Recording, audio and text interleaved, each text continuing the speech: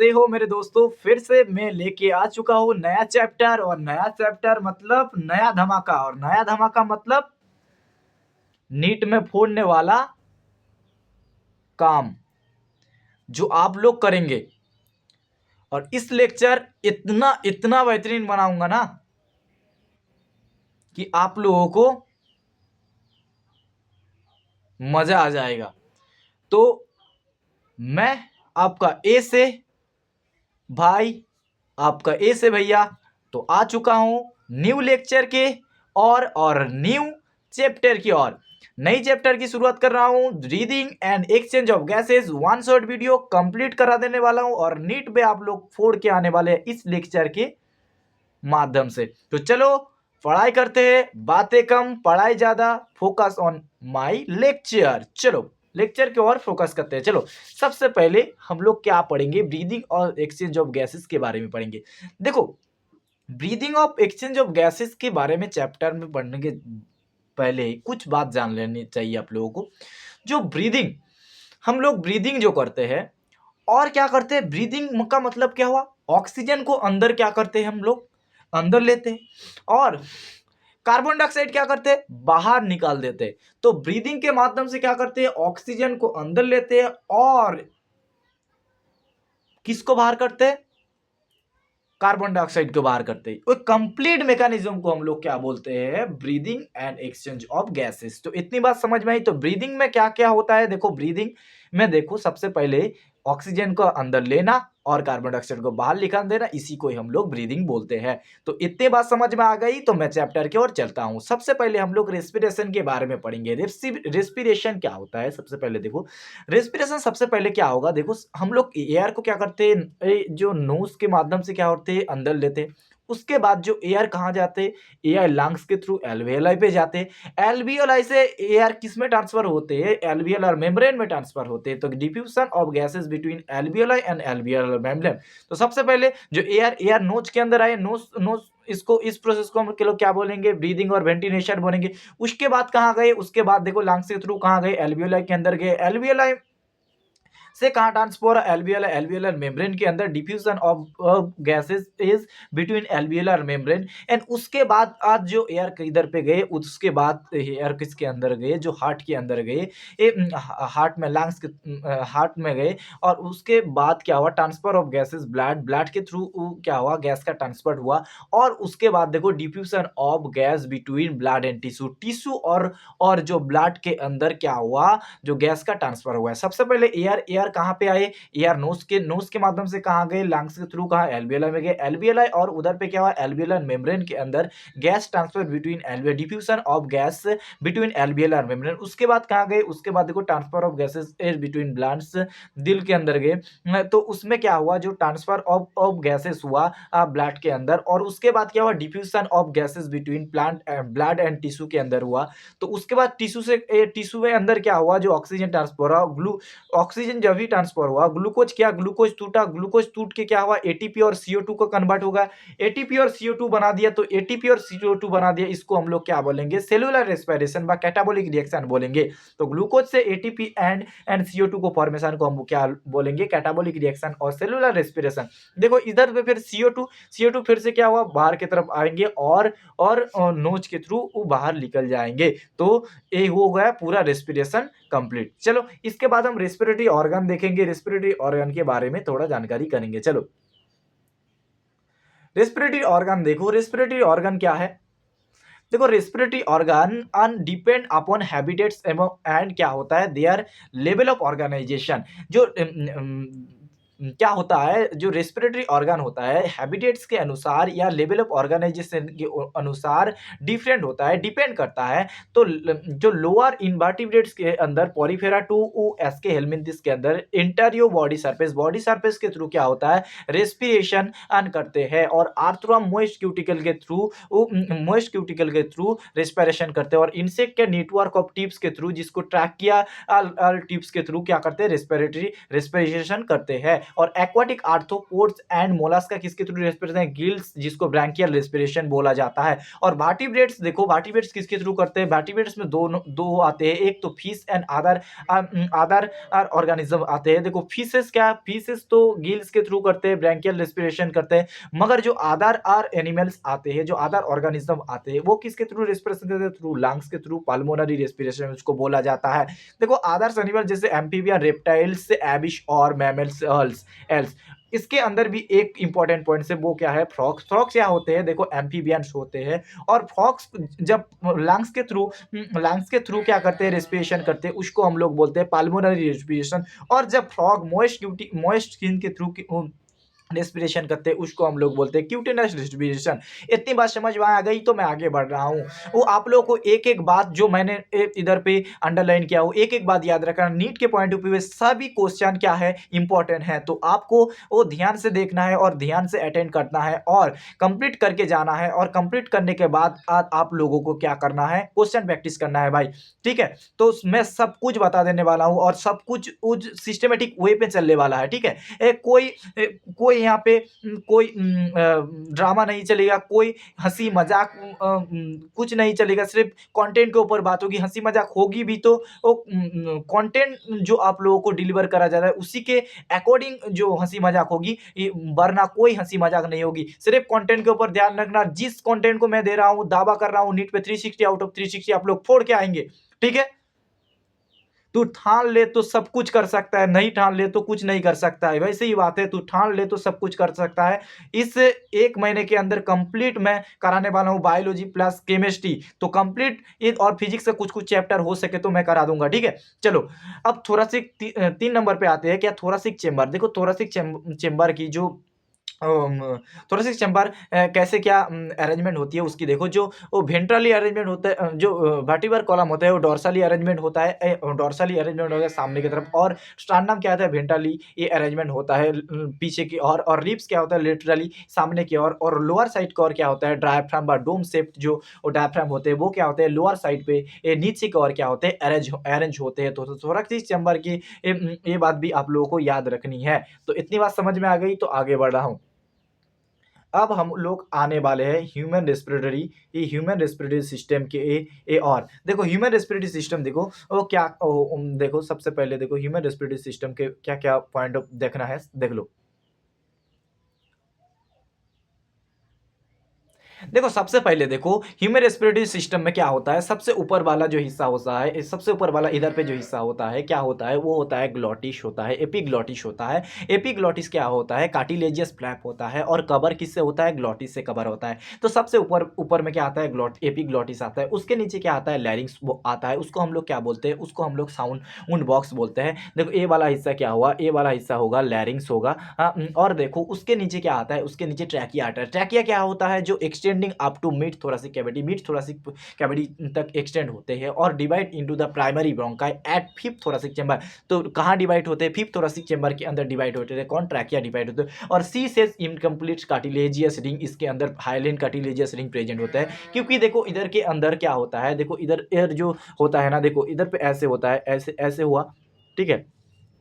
तो इसके अंदर ऐसे होगा, थोड़ा थोड़ा इधर पे टील होगा, थोड़ा जो गैप रह जाता है। तो इसलिए C shape incomplete hyaline cartilaginous ring इसको बोला जाता है। किसके अंदर प्रेजेंट होता है, वो ट्रैकिया के अंदर प्रेजेंट होता है। उसके बाद देखो एयर कहाँ पे आएगा, एयर आएगा लंग्स के अंदर। देखो कार्डियक नॉच बोलते हैं इसको, जो लंग्स के जो हार्ट को कवर करके रखते हैं उसको हम लोग क्या बोलते हैं, कार्डियक नॉच बोलते हैं। और प्रेजेंट ये लेफ्ट लंग्स में प्रेजेंट होता है। तो लंग्स लेफ्ट लंग्स में क्या प्रेजेंट होता है, लेफ्ट लंग्स में प्रेजेंट होता है क्या, कार्डियक नॉच प्रेजेंट होता है। और देखो जो लंग्स को जो मेम्ब्रेन कवर करके रखते हैं उसको प्लूरल मेम्ब्रेन बोलते हैं। आउटर प्लूरा को हम लोग क्या बोलते हैं, आउटर प्लूरा जो होता है वो contact with the thoracic lining, thoracic line के साथ कॉन्टैक्ट होते हैं। और इनर प्लूरा क्या आता है, जो contact with the lung surface के लंग सरफेस में क्या होता है, इनर प्लूरा क्या होता है, कॉन्टैक्ट विद लंग सरफेस के साथ कॉन्टैक्ट में रहते हैं। और देखो उसके अंदर क्या प्रेजेंट होता है, देखो देखो आउटर प्लूरा आउटर प्लूरा और इनर प्लूरा के मिडिल में एक प्लूरल फ्लूइड प्रेजेंट होता है। वो क्या करता है, जो रिड्यूस फ्रिक्शन और लंग सरफेस, जो लंग सरफेस फ्रिक्शन से रोकता है, फ्रिक्शन से दोनों में जो फ्रिक्शन से रोकता है। तो लंग सरफेस में क्या प्रेजेंट होता है, जो प्लूरल फ्लूइड प्रेजेंट होता है। उसके बाद देखो वो जो ब्रोंकियल प्रेजेंट होता है, नीचे की ओर क्या प्रेजेंट होता है, डोम शेप्ड डायफ्राम प्रेजेंट होता है। और देखो ब्रोंकस इधर पे देखो ब्रोंकस प्रेजेंट है, और इधर पे ये काट ऑफ रिब्स, ये रिब्स का काट है, और लंग्स तो लेफ्ट लेफ्ट लैप्स और राइट लैप्स प्रेजेंट होता है। तो इतनी बात सबसे पहले देखो, सबसे पहले एयर कहाँ पे आएगी, एयर सबसे पहले देखो एयर सबसे पहले कहाँ पे आएगी, नोज पे आएगी। नोज के बाद नोस्ट्रिल, उसके बाद नजल चैम्बर पे जाएगी। नजल चैम्बर से फेरिंग, जिसको हम लोग क्या बोलते हैं, common passage for food and air, जहाँ पे फूड भी प्रेजेंट होते हैं और एयर भी प्रेजेंट होते हैं, इसको इसलिए हम लोग कॉमन पैसेज बोलते हैं। उसके बाद एयर किधर पे जाएगी, लैरिंग्स, और उसके थ्रू ट्रैकिया। ट्रैकिया से कहाँ जाएगी, देखो ट्रैकिया से कहाँ जाएगी, उसके बाद लंग्स पे जाएगी। लंग्स से क्या होगी, हार्ट के बाद किसके और जाएगी, हार्ट के बाद जो सेलुलर रेस्पिरेशन होगा, कैटाबोलिक रिएक्शन होगा, और वहाँ पे क्या होगा, CO2 और ATP का फॉर्मेशन होगा। फिर CO2 कहाँ पे जाएगी, बाहर की ओर, वही रास्ता से बाहर की ओर निकल के जाएगी नोज के थ्रू। इतनी बात समझ में आ गई, तो कैसे क्या हो रहा है, एयर कहाँ पे जा रहा है, इतनी बात समझ में आ गई आप लोगों को। मैं आगे बढ़ रहा हूँ। किसी को दिक्कत हो तो फिर से एक बार वीडियो को बैक करके देख लेना, ठीक है। आप लोगों को सब कुछ समझ में आएगा। चलो, अब हम लोग जोन्स की ओर जाते हैं। देखो सबसे पहले एयर्स, देखो एयर्स कहाँ पे आई, देखो एयर सबसे पहले कहाँ पर आई, देखो एयर सबसे पहले कहाँ पर आ गई, एयर सबसे पहले देखो किस में आई, सबसे पहले एयर नोज में आई। नोज पे क्या है, नोज के बाद क्या होगा, नोस्ट्रिल्स पे आई। नोज के बाद क्या आई, एयर कहाँ पे आई, नोज के बाद क्या आई, नोस्ट्रिल के और आई। उसके बाद क्या आई, नाजल चैम्बर, उसके बाद फेरिंग्स, लैरिंग्स, उसके बाद ट्रैकिया को। यार देखो ट्रैकिया, देखो ट्रैकिया क्या हुआ, देखो इधर पे जो ट्रैकिया पे एयर आई, उधर पे देखो ट्रैकिया फिर से डिवाइड हुआ, किससे, प्राइमरी ब्रोंकाई। ट्रैकिया किसमें, ट्रैकिया किस में डिवाइड है, प्राइमरी ब्रोंकाई। प्राइमरी ब्रोंकाई किसके अंदर गया, सेकेंडरी ब्रोंकाई। सेकेंडरी ब्रोंकाई आए किस पे, टर्शियरी ब्रोंकाई। उसके बाद किस में आया, एयर इनिशियल ब्रोंक्यूल, उसके बाद टर्मिनल ब्रोंकियस, उसके बाद रेस्पिरेटरी ब्रोंकियस, उसके बाद आए एल्वियोलर डक्ट और एल्वियोलर सैक्स। तो क्लस्टर ऑफ एल्वियोलाई किसको बोला जाता है, एल्वियोलर सैक को बोला है। और एल्वियोलाई के अंदर देखो एल्वियोलर सैक और एल्वियोलर डक्ट प्रेजेंट होता है। और देखो सी शेप्ड हाइलिन जो कार्टिलेजियस रिंग्स प्रेजेंट होती है, वो किसके अंदर प्रेजेंट होती है,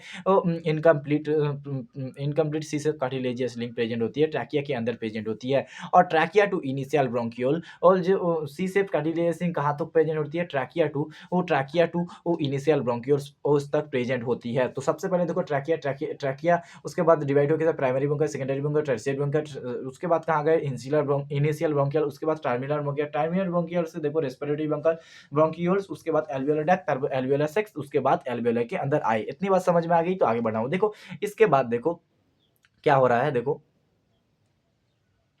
इसके बाद देखो जो कंडक्टिंग जोन है, कंडक्टिंग जोन में क्या होता है, कंडक्टिंग जोन कहाँ से कहाँ पे है, दो जोन में डिवाइड है, जो जोन दो जोन में डिवाइड है। एक तो क्या होता है कंडक्टिंग जोन, और एक क्या होता है देखो, और रेस्पिरेटरी जोन। दो जोन होता है कंडक्टिंग जोन। देखो external nostril to terminal bronchiole, external nostril से टर्मिनल ब्रोंकियोल्स तक वो क्या होता है देखो, वो कंडक्टिंग जोन होता है। ट्रांसफर ऑफ एयर, यहाँ पे क्या एयर का ट्रांसफर होता है। और जो ये क्या करता है, कंडक्टिंग जोन क्या करता है, जो क्लियर एंड ह्यूमिडिफाई एयर को क्लियर करता है, ह्यूमिडिफिकेशन देता है, ह्यूमिडिफाई करता है। और देखो maintain air temperature and body temperature to body temperature, air का टेम्परेचर और बॉडी टेम्परेचर मेंटेन करता है कंडक्टिव जोन। और रेस्पिरेटरी जोन में क्या होता है, देखो रेस्पिरेटरी जोन और कहाँ से कहाँ तक होता है, respiratory zone respiratory bronchioles to alveoli तक होता है। और इसमें क्या होता है, diffusion of O2 and CO2 between blood and atmospheric air. O2 and CO2 का डिफ्यूजन होता है कहाँ, ब्लड एंड एटमॉस्फेरिक एयर के अंदर। तो रेस्पिरेटरी जोन भी कंप्लीट हो गया, कंडक्टिंग जोन भी। अब जोन भी हम लोग कंप्लीट कर चुके हैं। इसके बाद हम लोग आगे की ओर बढ़ते हैं। चलो इसके बाद देखो हम लोग क्या पढ़ते हैं, मैकेनिज्म ऑफ ब्रीदिंग। ब्रीदिंग के मैकेनिज्म के बारे में हम लोग जानकारी करेंगे। चलो ब्रीदिंग मैकेनिज्म क्या है, ऑल्टरनेशन ऑफ जो alternate contraction and relaxation by mainly two muscle. जो ब्रीदिंग होता है, जो alteration and contraction and relaxation होता है दो मसल का, वो क्या क्या, एक तो क्या होता है डायफ्राम मसल, और दूसरा क्या होता है इंटरकोस्टल मसल। तो दो मसल के ब्रीदिंग मैकेनिज्म में दो मसल काम आते हैं, एक तो इंटरकोस्टल मसल, दूसरा क्या होता है जो डायफ्राम। जो डायफ्राम क्या करते हैं, देखो change thoracic volume in interior posterior axis. Interior posterior axis में क्या होता है, थोरेसिक वॉल्यूम का जो चेंज करता है वो करता है डायफ्राम। और इंटरकोस्टल मसल क्या करता है, change thoracic volume in the dorsoventral axis. Dorsoventral axis में कौन करता है, इंटरकोस्टल मसल वॉल्यूम का चेंज करता है। और intercostal muscle that present within the within the ribs, within the ribs के अंदर प्रेजेंट होता है, जो intercostal muscle present within the ribs के अंदर प्रेजेंट होता है। तो उसके बाद देखो जो इधर पे देखो एक्सटर्नल इंटरकोस्टल मसल और इंटरनल इंटरकोस्टल मसल। तो इंटरकोस्टल मसल फिर से दो हिस्सों में डिवाइड हुआ, एक तो एक्सटर्नल इंटरकोस्टल मसल और दूसरा क्या होगा, दूसरा होगा तुम्हारा इंटरनल इंटरकोस्टल मसल। तो अब हम लोग पढ़ने वाले हैं इंस्पायरेशन और एक्सपायरेशन। इंस्पायरेशन और एक्सपायरेशन क्या है और कैसे काम करता है, चलो इसकी ओर देखते हैं।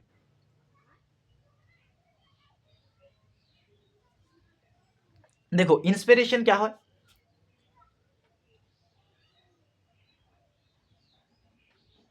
देखो इंस्पिरेशन क्या होता है, इंस्पिरेशन क्या होता है, contraction of diaphragm and external intercostal muscle. किसका कॉन्ट्रैक्शन होता है डायफ्राम और एक्सटर्नल इंटरकोस्टल मसल की ये क्या होती है, जो कॉन्ट्रैक्शन होती है इसके वजह से क्या होती है, थोरासिक वॉल्यूम क्या आता है, थोरासिक वॉल्यूम क्या होता है, थोरासिक वॉल्यूम क्या होता है, इंक्रीज होता है। और पाल्मोनरी वॉल्यूम भी क्या होता है, इंक्रीज होता है। ये इंटर पाल्मोनरी प्रेशर क्या हो जाता है, डिक्रीज हो जाता है।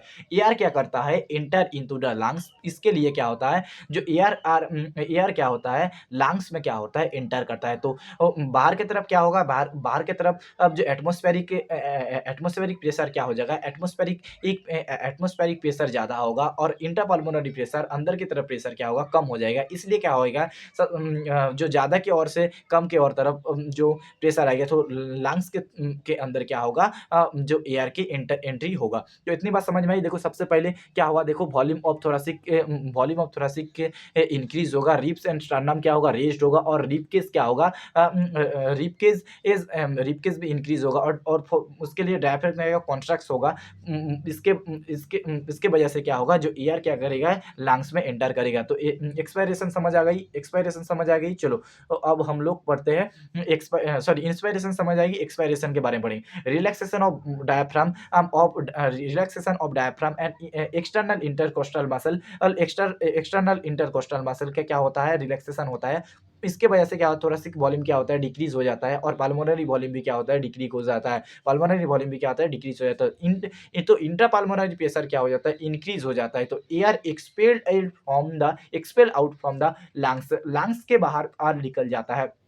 तो क्या हुआ देखो, वो बाहर की ओर क्या हो गया, बाहर की ओर और जो एटमॉस्फेरिक प्रेशर कम हो गया और अंदर की ओर क्या हो गया, जो इंट्रा पाल्मोनरी प्रेशर क्या हो गया, ज़्यादा हुआ है। तो ज़्यादा की ओर से एक कम की ओर और जो एयर जाते हैं, तो ज़्यादा की ओर से कम की ओर क्या हो गया, एयर जाएंगे, तो लंग्स के बाहर एयर जाएंगे। तो उसके उसके वजह से क्या होगा, volume of thoracic volume of thorax decrease होगा। और ribs and sternum return to the original position. और diaphragm release and arch upward, diaphragm क्या होगा, रिलीज एंड आप जो आर्च होगा अपवर्ड की तरफ। तो इतनी बात समझ में आ गई, तो आगे बढ़ रहा हूँ। चलो इसके बाद देखो और एक एनसीईआरटी में लाइन दिया है, we have ability to increase the strength of inspiration and expiration with the help of abdomen muscle. जो नीचे का मसल होता है, पेट का जो मसल होता है, उसके थ्रू हम लोग क्या कर सकते हैं, इंस्पिरेशन और एक्सपिरेशन रेट को क्या करते हैं, इंक्रीज कर सकते हैं। तो एक्स्ट्रा फोर्सफुली कर सकते हैं कि we have ability to increase the strength of inspiration and expiration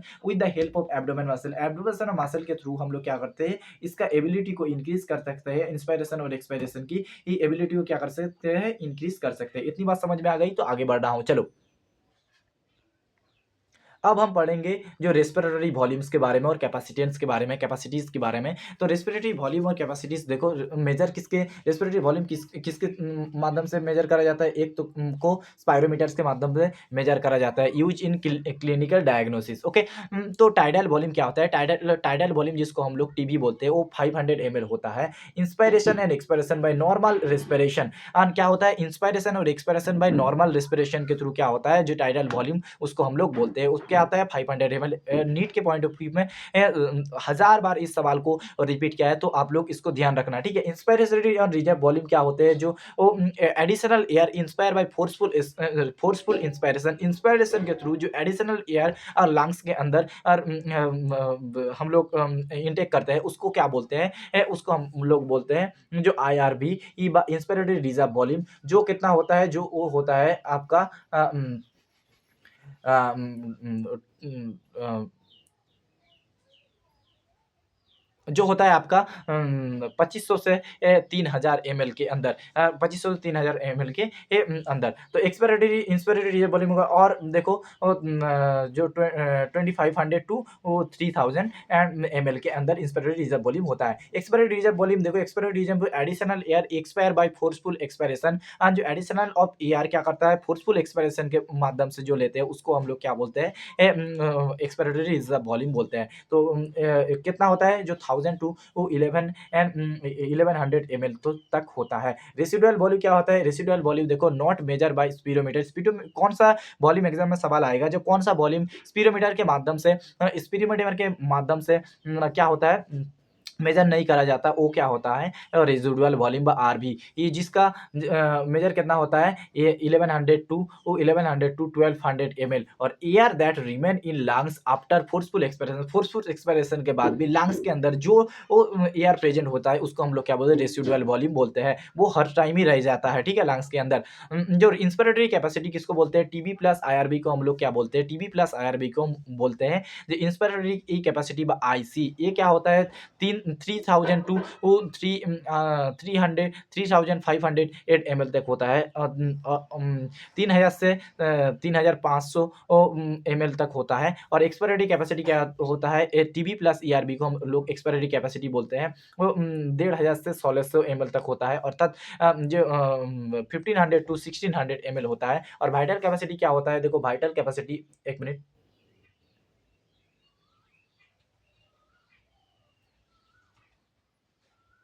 देखो वाइटल कैपेसिटी क्या होता है, वाइटल कैपेसिटी टीबी, आईआरबी और ईआरबी, नीट का आया हुआ सवाल जो TB plus IRB plus ERB क्या होता है, वाइटल कैपेसिटी, जिसको हम लोग वीसी बोलते हैं, 4000 से 4600 तक हो सकता है। जो 4000 टू 4600 तक ml तक हो सकता है। Maximum air are breathe after forceful inspiration और एक्सपायरेशन, उसको हम लोग क्या बोलते हैं, जो वाइटल कैपेसिटी बोलते हैं। और फंक्शनल कैपेसिटी किसको बोलते हैं, जो फंक्शनल रेसिडुअल कैपेसिटी, जिसको एफआरसी बोलते हैं। ईआरबी प्लस आरबी को हम लोग क्या बोलते हैं, फंक्शनल रेसिडुअल कैपेसिटी बोलते हैं। और ये क्या होता है, 2100 से 2300 ml होता है, या 2200 ml होता है, अकॉर्डिंग टू बहुत सारे बुक में बहुत सारे लिखा है, तो 2100 से 2300 याद रख देना ml होता है। उसके बाद देखो air remain in lungs after normal expiration, normal expiration के बाद जो लंग्स के अंदर एयर प्रेजेंट होता है, उसको हम लोग क्या बोलते हैं, एफआरसी। ये उसको हम लोग क्या बोलते हैं, एफआरसी, ये मतलब फंक्शनल रेसिडुअल कैपेसिटी। जो टोटल लंग्स कैपेसिटी क्या होता है, TB plus IRB plus ERB plus RB, ये 5100 से 6800 तक हो सकता है, तो ml तक हो सकता है। तो इसको हम लोग क्या बोलेंगे, जो टोटल लंग्स कैपेसिटी। ये और एक बात भी बोल सकते हैं, वीसी प्लस आईआरबी को हम लोग क्या बोलते हैं, टोटल लंग्स कैपेसिटी बोल सकते हैं। तो इतनी बात समझ में आ गई, तो आगे बढ़ रहा हूँ। चलो, इतनी बात समझ में आ गई तो आगे बढ़ रहा हूँ। और एक बात याद रखना,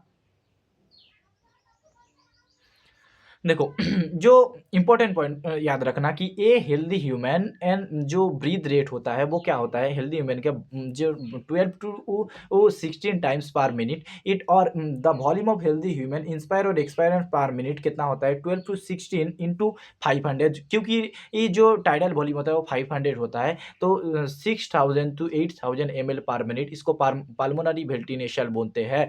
और ड्यूरिंग नॉर्मल रेस्पिरेशन के थ्रू भी इतना ड्यूरिंग नॉर्मल रेस्पिरेशन के थ्रू भी इतना 6000 टू 8000 ml पर मिनट ये जो पल्मोनरी वेंटिलेशन होता है। तो इतनी बात समझ में आ गई, तो आगे बढ़ रहा हूँ, चलो।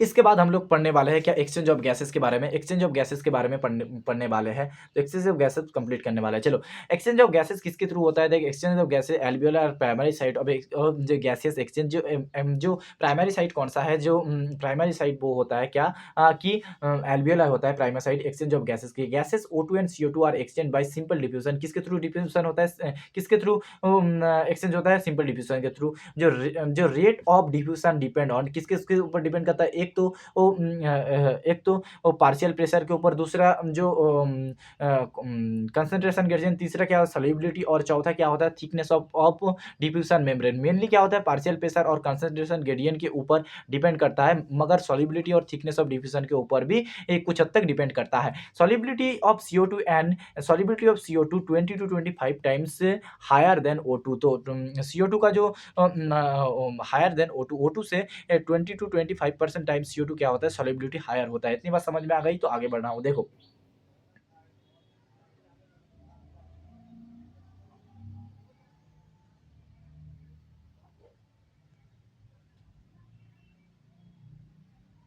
देखो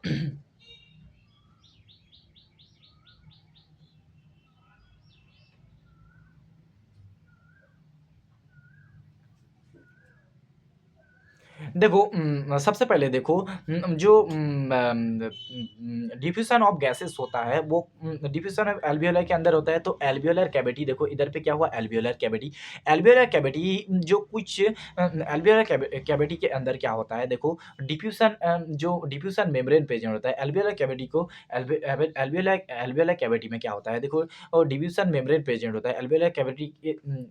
देखो, ब्लैड कैविटी और red red blood cell. Blood cavity और रेड ब्लड सेल इधर पे हुआ। Squamous epithelium of alveolar wall and one cell thick एक होता है। तो एल्वियोलर कैविटी की जो थिकनेस डिफ्यूजन मेम्ब्रेन होता है, कहाँ एल्वियोलर के अंदर डिफ्यूजन मेम्ब्रेन प्रेजेंट होता है। तो एल्वियोलर के अंदर क्या डिफ्यूजन मेम्ब्रेन प्रेजेंट होता है? डिफ्यूजन मेम्ब्रेन देखो 3 लेयर होता है। एक तो क्या होता है? 3 लेयर होता है। एक तो स्क्वामस एपिथेलियम ऑफ एल्वियोलाई बोला जाता है, एंडोथेलियम ऑफ एल्वियोलर कैपिलरीज बोला जाता है, और बेसमेंट मेम्ब्रेन। इन मेम्ब्रेन को बोलते हैं डिफ्यूजन मेम्ब्रेन ऑफ जो डिफ्यूजन मेम्ब्रेन का 3 लेयर होता है। एक तो क्या होता है? स्क्वामस एपिथेलियम ऑफ एल्वियोलाई जो एंडोथेलियम ऑफ एल्वियोलर कैपिलरी और बेसमेंट मेम्ब्रेन।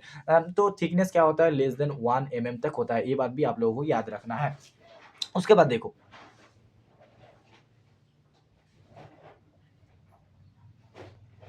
उसके बाद देखो partial pressure of O2 and CO2। देखो partial pressure of O2 and CO2, देखो रेस्पिरेटरी ये गैस क्या है? O2 एंड CO2 है। और देखो एटमॉस्फेयर में जो O2 वो कितना प्रेजेंट होता है? 150 mmHg प्रेजेंट होता है। और जो CO2 प्रेजेंट होता है एटमॉस्फेयर में वो 0.3 होता है। एल्वियोलाई के अंदर 104, और जो CO2 प्रेजेंट होता है 40 प्रेजेंट होता है। और ब्लड डीऑक्सीजनेटेड ब्लड के अंदर जो O2 का O2 40 प्रेजेंट होता है, और 45 प्रेजेंट होता है किसके अंदर? CO2 के अंदर। और ब्लड के अंदर देखो 95 प्रेजेंट होता है, और ऑक्सीजनेटेड ब्लड के अंदर, और 40 प्रेजेंट होता है CO2, और टिश्यू के अंदर 40 और 45 प्रेजेंट होता है।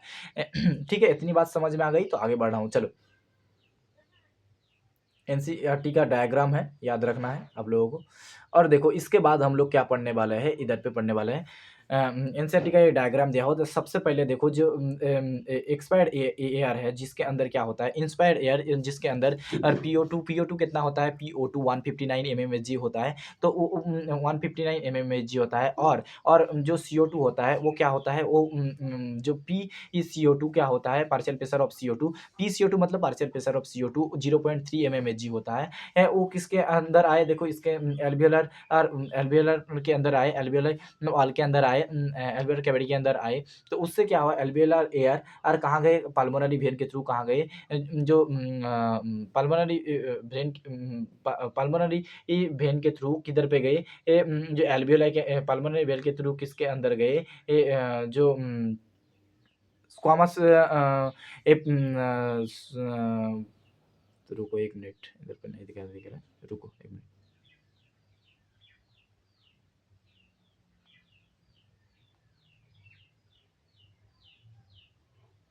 एक मिनट देखो। सबसे पहले देखो वो पाल्मोनरी वेन के थ्रू वो पाल्मोनरी वेन के थ्रू होके कहाँ पे गए, जो टिश्यू के अंदर गए, और टिश्यू से फिर से क्या होगा, पाल्मोनरी आर्टरी के थ्रू वो जो एक्सपायर होके बाहर की तरफ निकल जाएंगे। तो इतनी बात समझ में आ गई, तो आगे बढ़ रहा हूँ चलो।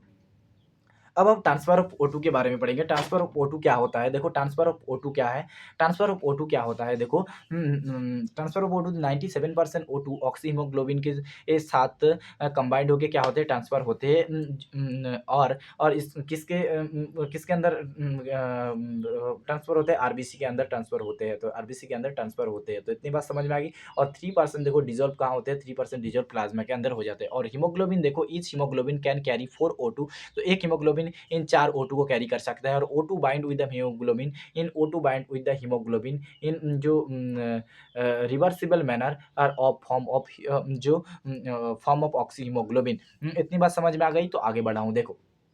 इसके बाद देखो ट्रांसफर ऑफ CO2, जो CO2 का ट्रांसफर होता है वो क्या होता है, 20 to 25%। एंड क्या होता है, कार्बो एमिनो हीमोग्लोबिन के थ्रू होता है, किसमें अंदर, आरबीसी के अंदर होता है। जो 70% कहाँ होता है, 70% किसके थ्रू होता है, बाइकार्बोनेट आयन के थ्रू। और 7% क्या होता है, डिजोल्व प्लाज्मा के अंदर डिजोल्व हो जाता है, प्लाज्मा के अंदर डिजोल्व हो जाता है।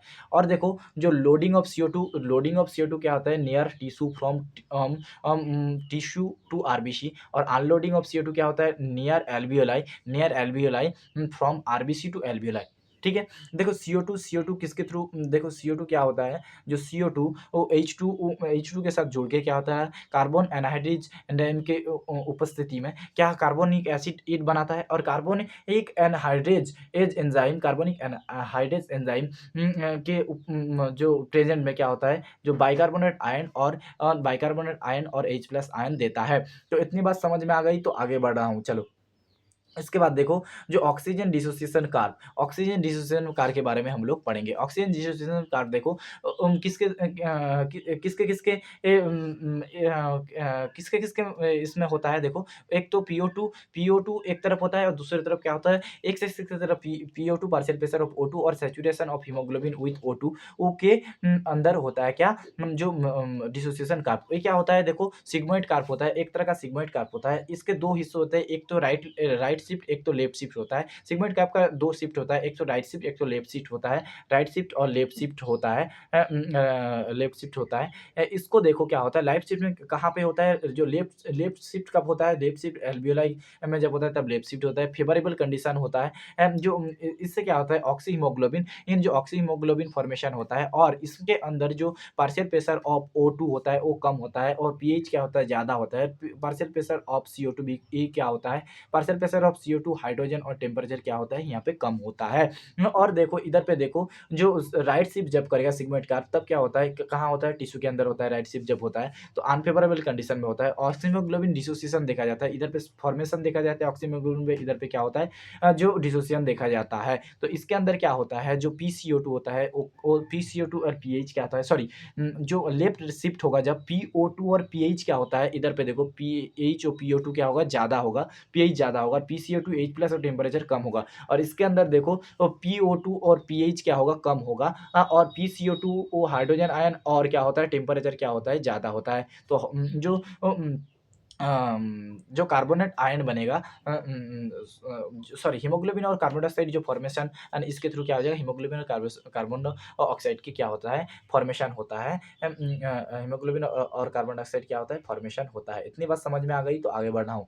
इतनी बात समझ में आई। दो कार्बनिक anhydride present in both plasma, कहाँ कहाँ प्रेजेंट होता है, देखो कार्बनिक एनहाइड्रेट कहाँ कहाँ प्रेजेंट होता है, देखो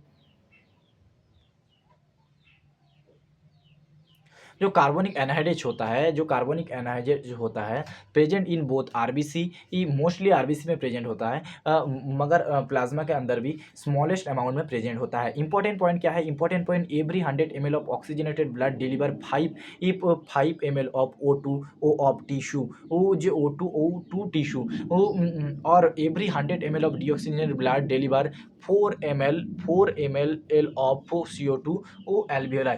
ये बात भी आप लोगों को ध्यान में रखना है। उसके बाद देखो रेस्पिरेटरी, ये जो उसके बाद देखो रेस्पिरेटरी,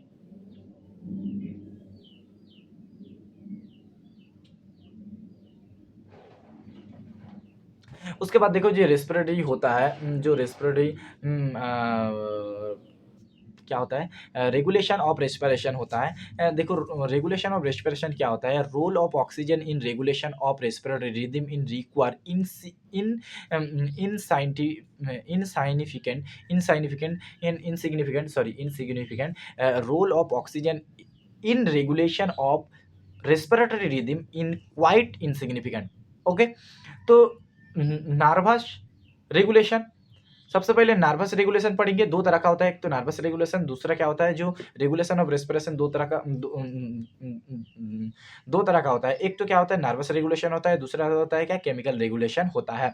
तो नर्वस रेगुलेशन कहाँ-कहाँ होगा, एक तो मेडुलर रीजन पे होगा और पोन्स पे होगा। तो मेडुलर रीजन में major region called respiratory rhythm centre, इसको क्या बोलते हैं रेस्पिरेटरी रिदम सेंटर आरआरसी बोलते हैं। और रिस्पांसिबल फॉर रेस्पिरेटरी रेगुलेशन किसमें हेल्प करते हैं, रेस्पिरेटरी रेगुलेशन में हेल्प करते हैं, इसलिए इसको रिस्पांसिबल फॉर रेस्पिरेटरी रेगुलेशन बोला जाता है। और पोन्स के अंदर जो होता है न्यूरोटॉक्सिक सेंटर बोला जाता है, जो moderate the function of RRC, RRC के फंक्शन को मॉडरेट करता है। और इंस्पिरेशन ड्यूरेशन डिक्रीज होता है और इंस्पिरेटरी रेस इसके लिए इंक्रीज हो जाता है। तो केमिकल रेगुलेशन क्या होता है, केमिकल जो केमोसिंथेसिस एरिया पे होता है नियर आरआरसी के थ्रू, हाईली सेंसिटिव होता है to CO2 and H+ ion. और if CO2 and H+ ion increase, signal क्या होता है जो CO2 और H+ आयन की जब इंक्रीज होता है तो सिग्नल कहाँ पे भेजता है, एओर्टिक आर्ट और कैरोटिक आर्टरी पे भेजता है। और कैरोटिक आर्ट और सिग्नल फिर वहाँ से कहाँ सिग्नल जाती है, आरआरसी में सिग्नल जाती है टू एलिमिनेट दिस सब्सटेंस। तो तब क्या होता है, उस सब्सटेंस को एलिमिनेट कर देते हैं। तो इतनी बात समझ में आ गई, तो आगे बढ़ रहा हूँ।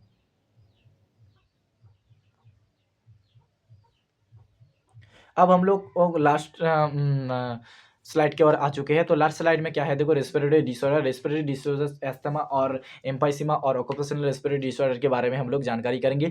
सबसे पहले देखो एस्थमा क्या होता है। एस्थमा देखो सबसे पहले एक बात याद रखना, एस्थमा क्या होता है। एस्थमा देखो, ऐसे में क्या होता है, एलर्जिक रिस्पॉन्स होता है। एक तरह का एलर्जिक रिस्पॉन्स होता है, एलर्जी के कारण होता है। और जो डिफ्यूशन और जो डिफिकल्टी इन ब्रीदिंग में डिफिकल्टी होता है। जो wheezing due to inflammation in bronchus के अंदर इन्फ्लामेशन हो जाता है इसके थ्रू। एम्फाइसीमा क्या है, एम्फाइसीमा एक तरह का क्रोनिक डिसऑर्डर है। किसके खाने से होता है, सिगरेट स्मोकिंग से, सिगरेट खाने से होता है। और एल्वियोलर वॉल डैमेज होता है इसमें। और देखो रेस्पिरेटरी सर्फेस क्या होता है, डिक्रीज हो जाता है। इसमें रेस्पिरेटरी सर्फेस क्या होता है, डिक्रीज हो जाता है। और एम्फाइसीमा का ट्रीटमेंट क्या है, जे अल्फा 1 एंटीटिप्सिन, ये क्या होता है जो इसके थ्रू ट्रीटमेंट करता है, एक तरह का ड्रग्स होता है। ऑक्यूपेशनल रेस्पिरेटरी डिसऑर्डर देखो, एक्सपोजर टू डस्ट पार्टिकल, जहाँ पर डस्ट पार्टिकल बहुत ज़्यादा होते हैं जैसे सिलिका, तो वहाँ पे क्या होता है जो ऑक्यूपेशनल रेस्पिरेटरी डिसऑर्डर देखा जाता है। सिलिकोसिस इस हो जाता है लंग्स में, लंग्स फाइब्रोसिस और सिलिकोसिस देखा जाता है। Inflammation in fibrous tissue, inflammation in fibrous tissue that lead to lungs damage, इसके थ्रू क्या होता है, लंग्स डैमेज हो जाता है।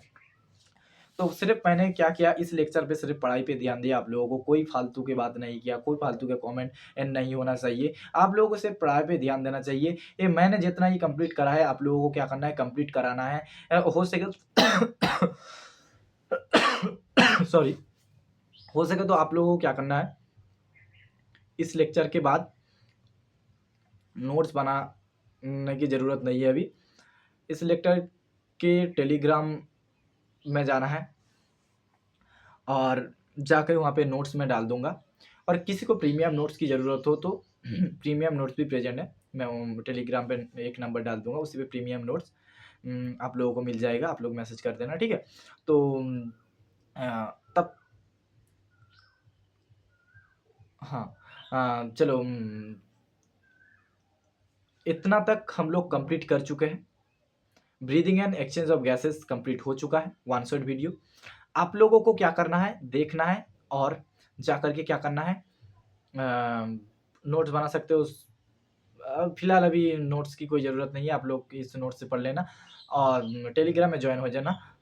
और एक बात याद रखना कि क्वेश्चन प्रैक्टिस करके जाना है। और मैंने जितना ही पढ़ा है आप लोगों को कहीं भी कुछ दिक्कत हो तो आप कमेंट सेक्शन खुला हुआ है, वहाँ पर आप लोग पूछ सकते हैं हमको।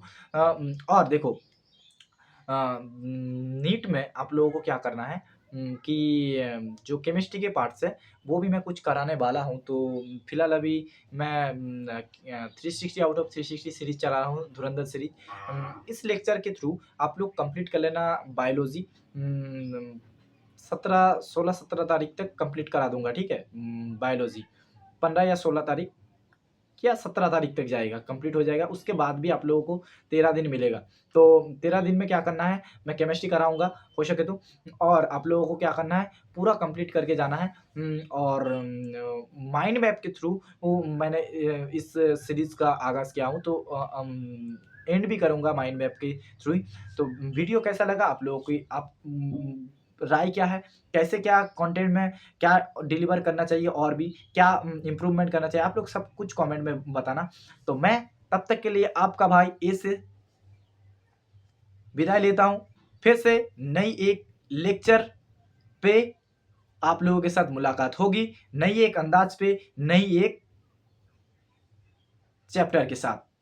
तो तब तक के लिए आप लोगों को ध्यान से पढ़ाई करना है और नीट में फोड़ के आना है, ठीक है। ना रुके हैं ना रुकेंगे, ना झुके हैं ना झुकेंगे। वादा करा हूँ, वादा निभाऊंगा।